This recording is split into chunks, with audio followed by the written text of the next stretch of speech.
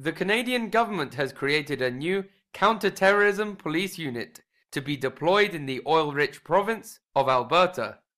The ruling Conservative Party, led by Prime Minister Stephen Harper, contends that there is an observable threat from terrorism, which justifies this large expenditure of taxpayer money.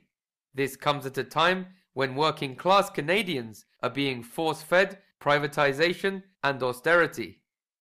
Critics claim that the police and the increasingly authoritarian statesmen who they serve are deliberately exaggerating the threat posed by terrorism in order to justify illegal foreign wars of aggression and anti-democratic changes domestically. You know, the almighty noble lie is all right when it's perpetrated by the 1%, because apparently we the people are too stupid to live by ourselves and understand the complexities of the world. So an enemy needs to be created so that nationalism and jingoism can be created.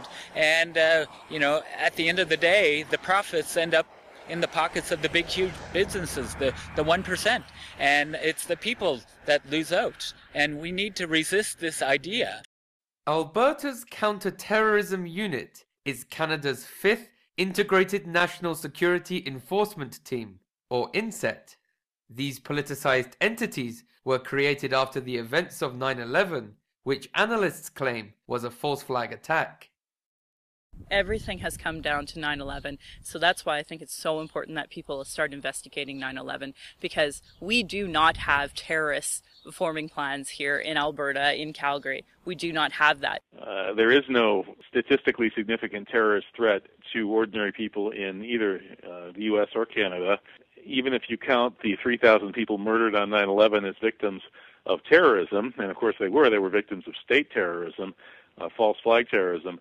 Even so, you end up with lightning strikes and bathtub drownings being a vastly greater statistically significant threat than terrorism.